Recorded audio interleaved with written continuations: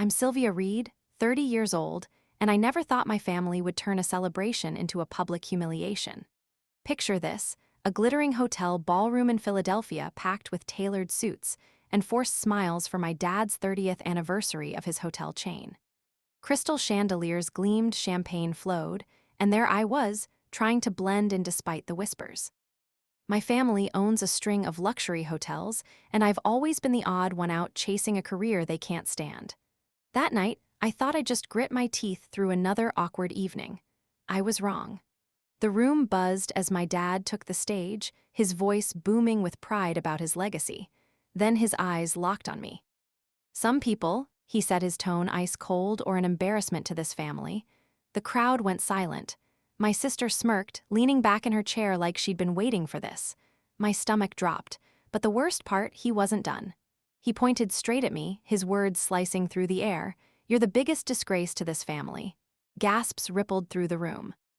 I stood, my chair scraping against the floor, heart pounding. Perfect. I shot back, my voice steady despite the heat in my cheeks. "Then erase me from your will, too." I turned and walked out, their stunned faces fading behind me. That moment changed everything. A turning point I will never forget. Family or self-respect? If you had to choose, which would you pick? Drop your answer in the comments. Walking out of that hotel ballroom left my heart racing. But the truth is, the sting of being an outsider in my own family wasn't new. My father, Walter Reed, a 60-year-old hotel tycoon, built Reed Hotels into a Philadelphia empire. His name's on every glossy brochure. His handshake seals million-dollar deals. My mother, Frances Reed, 58, runs charity events, always polished, always smiling for the cameras. Then there's my older sister, June Reed. Though the star hotel manager, Dad's pride, the daughter who followed his script. Me, I was the one who didn't fit. Growing up, our house was more like a showcase than a home. Marble floors, chandeliers, staff buzzing around it screamed wealth, but warmth was harder to find. Dad's world revolved around his hotels, and he expected us all to orbit the same way. June soaked it up, memorizing business plans by high school, her eyes gleaming at boardroom talk. I was different. I'd sneak off with a microphone recording stories playing with sound. By 12, I was hooked on telling stories through audio, dreaming of a career in podcasting. My first studio was a blanket fort with a cheap recorder where I'd narrate made-up adventures. It felt like freedom. But freedom wasn't part of Dad's plan. Podcasting, he'd scoff at dinner, his fork pausing midair. "That's not a career. It's a hobby for kids who can't commit." June would roll her eyes, tossing her hair, her smirk saying she agreed. Mom stayed quiet, her gaze fixed on her plate, avoiding the tension. I'd bite my tongue, my face hot, knowing they saw me as a failure. My Aunt Lillian Reed, a 55-year-old art teacher, was the only one who got it. She'd slip me old radio tapes whispering, "Keep creating, Sylvia." Her encouragement was a lifeline, but it couldn't drown out Dad's disapproval. High school was when the rift really grew. June was valedictorian captain of everything, already shadowing Dad at work. I was the kid with headphones editing audio in the library, dodging questions about my future. When I chose media studies over business in college, Dad's face went stone cold. "You're throwing away your legacy," he said, his voice low, like I'd betrayed him. June didn't hold back either. She'd call my dreams cute in a way that made my skin crawl. Mom tried to smooth things over, saying, "Maybe you can do both." But her words felt hollow. I wasn't going to be a hotel Uris. I wanted to tell stories that mattered. By my mid-20s, I'd started a small podcast, City Voices, sharing Philly's untold stories. It wasn't big, but every download felt like a win. I'd pour hours into interviews, editing late into the night, my boyfriend Colin, a 32-year-old filmmaker, cheering me on. He'd say, "You're building something real, Sylvia." But at family gatherings, my work was a punchline. Dad would change the subject when I mentioned it. June would snicker about internet nonsense, and Mom would offer a tight smile like she pied me. The message was clear. I wasn't living up to the Reed name. Lillian was my refuge. We'd meet at her tiny apartment, walls covered in student art, and talk about creativity over coffee. "Your dad's wrong," she'd say, her eyes fierce. "You don't need his approval to shine." But it still hurt. Every family dinner felt like a trial. June boasting about hotel expansions. Dad nodding proudly, me shrinking into my chair. I'd leave those nights feeling like a ghost in my own life. My passion dismissed as a childish phase. They didn't see me, not really. And the worst part, I started to wonder if they were right. Rebuilding my life meant facing battles I'd avoided for years. Dad and June had a new mission: drag me into Reed hotels no matter what I wanted.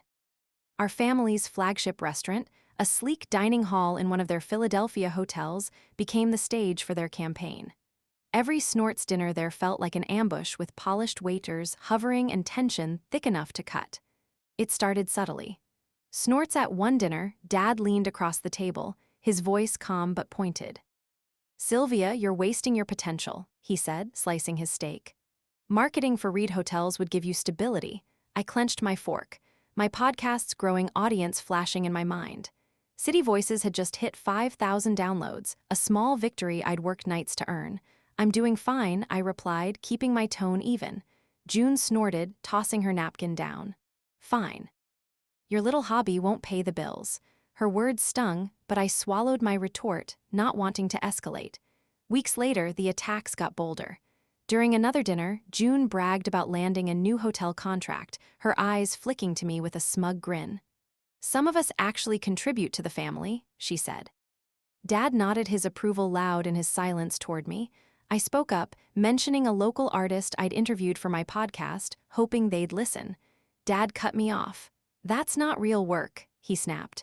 "You're embarrassing yourself." Mom shifted in her seat, her lips parting, but she said nothing. I felt my chest tighten, my pride bruised but intact. Aunt Lillian was my anchor.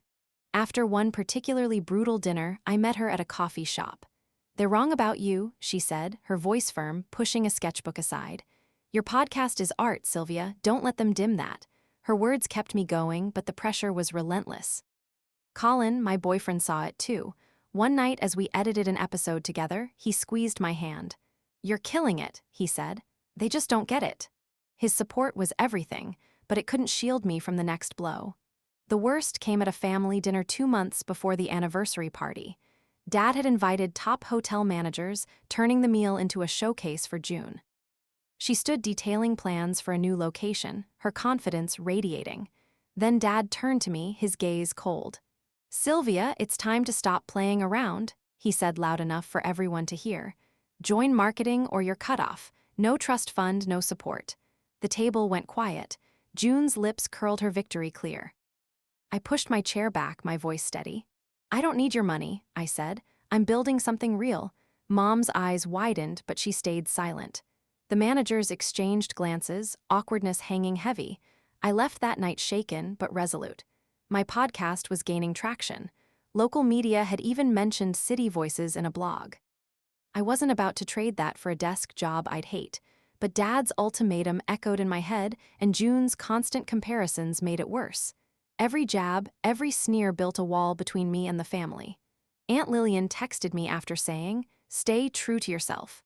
I clung to that, but the dinners kept coming, each one a reminder that I was the odd one out. The final straw was a week before the party. June cornered me at the restaurant, her voice low. "You're dragging our name down," she hissed. "Why can't you be more like me?" I stared her down. My patience gone. "Because I'm not you," I shot back. Dad overheard, his face hardening, but I didn't care anymore. I was done bending. That defiance carried me into the anniversary party where everything would finally break. The grand ballroom in our flagship Philadelphia hotel buzzed with over 200 guests, investors, managers, local bigwigs, all toasting Dad's legacy.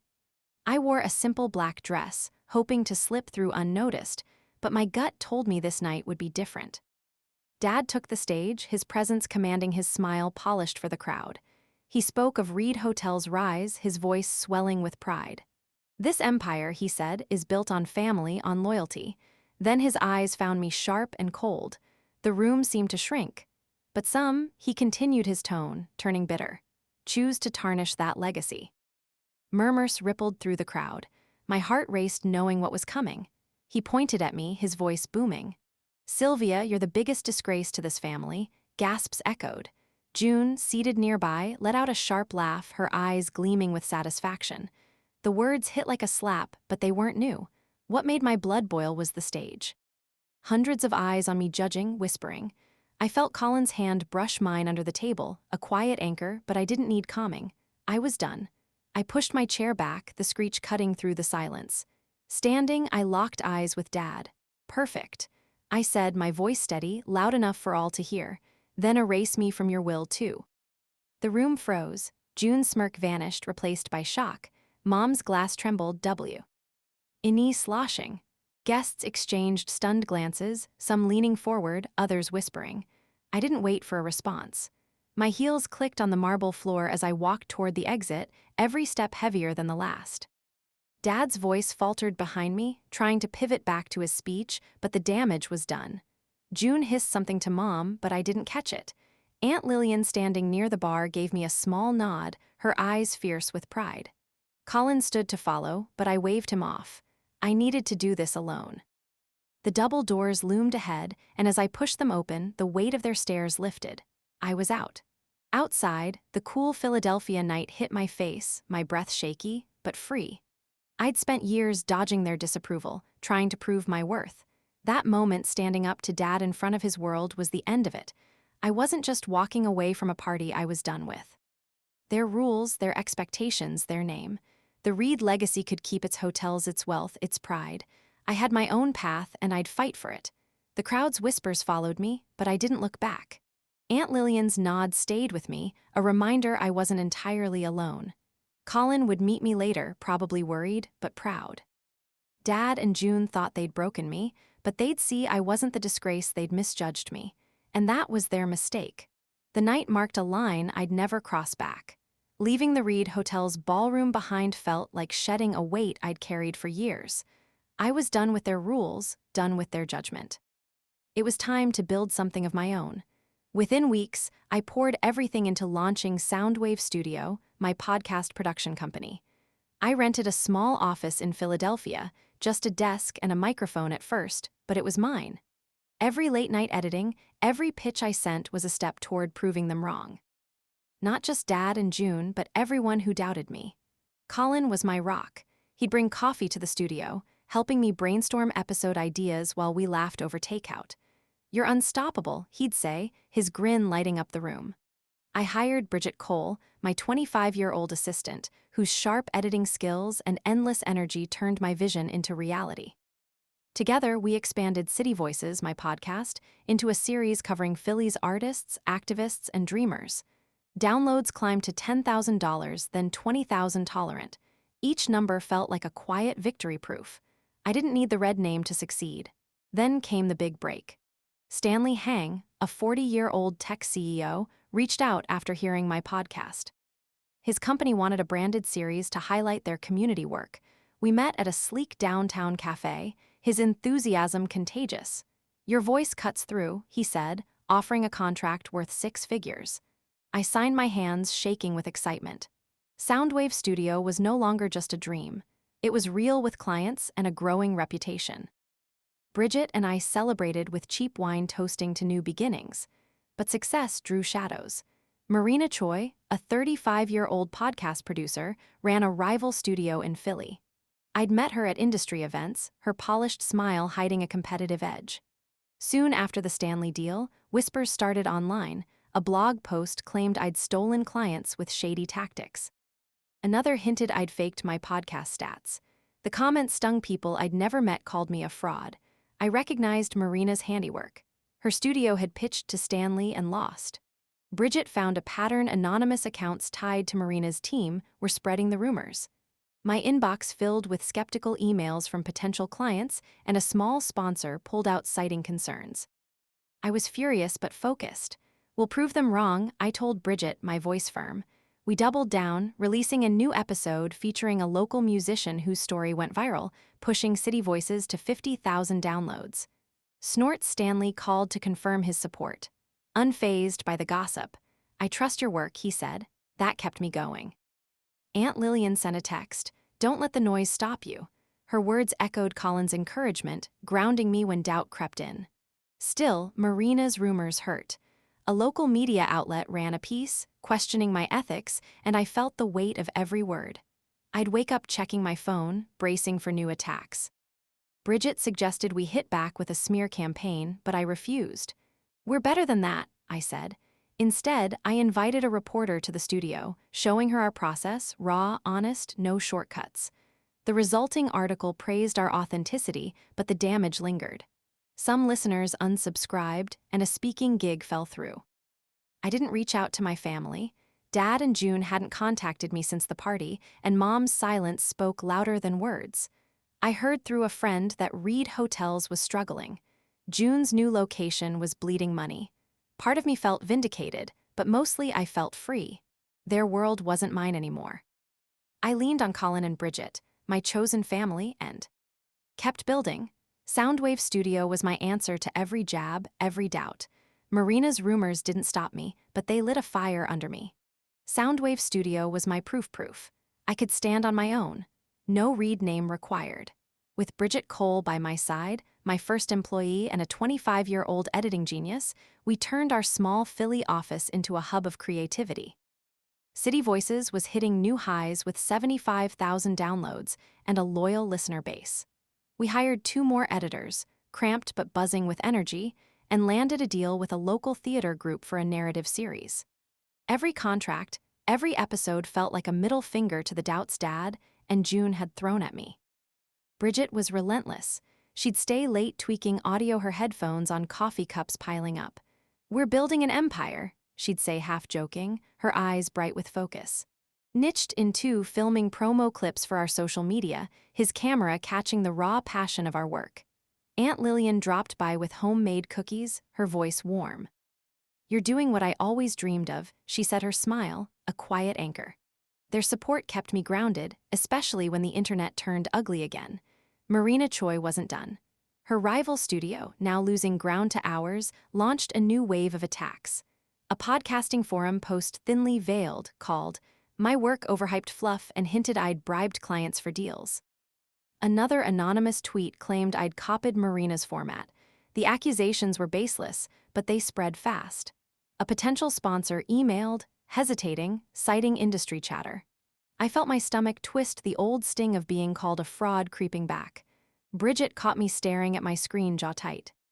"Screw her," she said, slamming her laptop shut. "Let's drop a killer episode and shut them up." We did just that. Our next City Voices episode, a deep dive into a Philly chef's comeback story, hit 100,000 downloads in a week. Listeners flooded our inbox with praise, and a local radio station invited me for an interview. Stanley Huang, our tech CEO client, sent a note. "Your latest episode's a home run, ignore the noise." His confidence bolstered mine, but Marina's tactics were relentless. A blogger, likely tipped off by her team, questioned my credentials, digging up my lack of a business degree. "Not a real producer," the headline read. I wanted to scream, but I channeled it into work instead. I called a team meeting. Bridget and the new editors gathered in our tiny office, the hum of mics in the background. "We don't play dirty," I said, my voice steady. "We win by being better." We brainstormed a new series, Philly Rising, showcasing entrepreneurs like me, underdogs fighting for their dreams. The first episode, featuring a street artist, gained traction, fast trending on local social media. Its snorts wasn't just a win, it was a statement. Marina could throw shade, but SoundWave Studio was carving its own space. Still, the pressure wore on me. Late nights, I'd scroll through comments, wincing at the hate. Colin would pull me away, his hand on mine. "You're bigger than this," he'd say, his voice calm but firm. Aunt Lillian mailed me a sketch. She'd drawn a woman breaking free from chains. "That's you," her note read. Their belief kept me from cracking, but Marina's shadow loomed. A major podcast festival invited us to speak, but the organizer mentioned concerns about my reputation. Clearly, Marina's doing. We got the slot, but it felt like a fight for every inch. My family stayed distant. I heard Reed Hotels was faltering. June's expansion was a mess, bleeding cash. Mom sent a text vague and cautious. "Hope you're okay." I didn't reply. Dad and June hadn't reached out, and I wasn't chasing them.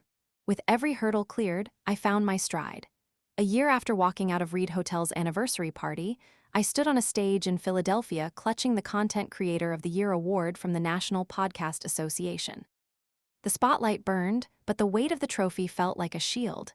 City Voices had exploded to 200,000 downloads, and SoundWave Studio was now a name in the industry. Bridget, standing backstage, flashed a grin, her pride louder than the applause. Colin squeezed my hand before I stepped up, whispering, "You earned this." I scanned the crowd, half expecting to see Dad or June, but they weren't there. That absence stung less than I thought it would. My acceptance speech was short. "This is for anyone who's been told their dreams don't matter," I said, my voice steady. "Keep going," the crowd roared, and for the first time I felt untouchable. Backstage, Stanley Huang shook my hand, his smile wide. "You're the real deal," he said, his company's series now a hit. Bridget and our team celebrated late into the night, the studio's tiny office packed with laughter and music. Aunt Lillian sent a painting of vibrant cityscape with my silhouette at the center. "My hero," her note read. That meant more than any award. Meanwhile, Reed Hotels was rumbling. A business journal ran a feature on their decline, pinning it on June's mismanagement. Her new location, hyped as a gameshow, was a money pit. Empty rooms, bad reviews, staff quitting. Investors pulled out, and Walter's name, once gold in Philly's business circles, was now a cautionary tale. A contact in the industry told me Dad had lost a major partnership after a public spat with a client. June's arrogance, once her strength, was now her downfall. I didn't gloat, but I felt a quiet justice. Their empire was fading while mine was rising. Mom reached out after the award, her email tentative. "I'm proud of you," she wrote, suggesting coffee. I stared at the message, my thumb hovering over reply. Part of me wanted to meet to hear her out, but the years of silence of her standing by while Dad and June tore me down held me back. I typed a polite response. "Thanks, but I'm okay." Dad sent a letter, formal and stiff, hinting at reconciliation, offering a place at Reed Hotels. I read it once, then tossed it. June didn't bother contacting me, and I didn't expect her to. Their world no longer had a hold on me. Marina Choi's rumors had faded. After our Philly Rising series went viral, her attacks lost traction.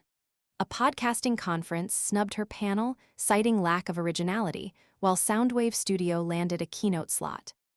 I didn't confront her; she wasn't worth my time. My work spoke louder than her lies. Bridget kept tabs, noting Marina's studio was struggling to keep clients. "Karma's real," she said, smirking over her laptop. I just nodded, focused on our next project, a series on Philly's unsung heroes.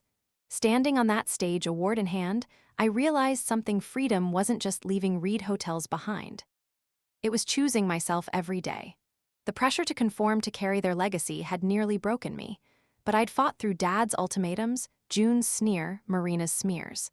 I built SoundWave Studio from nothing with Colin's quiet strength, Bridget's fierce loyalty, and Aunt Lillian's unwavering belief. They were my family now, not the Reeds. The lesson wasn't lost on me. Independence isn't just walking away. It's standing tall when everyone expects you to fall. Confidence isn't loud. It's the quiet certainty that you're enough. I looked out at Philly's skyline from my studio window, the city alive with stories waiting to be told. I was ready to tell them on my terms. Winning the award was a milestone, but my real joy came from giving back. Months after the ceremony, I poured my energy into organizing SoundWave Studio's first charity event, a fundraiser for arts education in Philadelphia's underserved schools. The venue, a community center in North Philly, buzzed with energy. Local musicians performed. Kids displayed their paintings and volunteers handed out flyers. We raised enough to fund art classes for a year, and seeing those kids' faces lit up something deep inside me. Bridget's sleeves rolled up, ran the audio booth, her grin infectious. "This is what it's all about," she said, adjusting a mic for a young poet. Colin was there too, filming the event, his camera capturing every smile. We'd moved in together, our small apartment, a cozy haven filled with his sketches and my podcast gear. Life with him felt like home. Steady, warm, real, the event wasn't just about the kids. It was my way of proving what mattered. SoundWave Studio wasn't just a business. It was a platform for stories that deserved to be heard. Stanley Hang sponsored part of the event, his team setting up a tech booth for kids to try podcasting. "You're changing lives," he told me, his voice earnest. Aunt Lillian attended, her eyes bright as she handed out art supplies. "You've built something bigger than yourself," she said, hugging me tightly. Her words sank in a reminder of why I kept going. The crowd, nearly 300 strong, clapped as I spoke about the power of art to transform. For once, I wasn't fighting to prove myself, I was lifting others up. Marina Choi's shadow finally faded. A tech journalist uncovered her role in the smear campaign against me, tracing anonymous posts back to her studio's IP address. The podcasting community turned on her. Her clients dropped contracts, and a major festival banned her for ethics violations. Her studio's social media went quiet, her reputation in tatters. Bridget showed me the article, her voice gleeful. "She's done," she said, high-fiving me. I didn't celebrate, though. Marina's fall wasn't my victory. My work was. SoundWave Studio's latest series, Voices of Tomorrow, featuring young artists, was climbing charts with 300,000 downloads. That was my answer to her lies. My family stayed distant. I heard Reed Hotels was on the verge of bankruptcy. June's mismanagement, driving away what was left of their loyal clients. Dad's name no longer carried weight in Philly's business world. Mom sent another email asking to meet, but I let it sit unanswered. Their world built on control, not connection, had nothing for me. I didn't need their approval anymore. Colin and I would spend evenings planning our next adventure, maybe a trip to record stories abroad. Bridget and the team were already pitching new series, Our Office Now, a bigger space with sunlight streaming in. Aunt Lillian's paintings decorated the walls, each one a reminder of her belief in me. Looking back, I saw the truth. Living authentically, not chasing someone else's expectations, was my freedom. Dad wanted me to fit his mold. June wanted me to fail. Marina wanted me erased.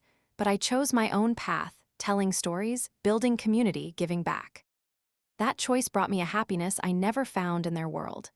The fundraiser's success wasn't just about the money raised. It was about the lives touched, the voices amplified. I learned that true fulfillment comes from contributing to something bigger, from staying true to who you are. Standing in that community center, watching kids laugh and create, I knew I'd found my purpose. Colin's hand in mine, Bridget's laughter in the background, the hum of a city full of stories. This was my life, and it was enough. The story ends here. Now, let's listen to some music to relax.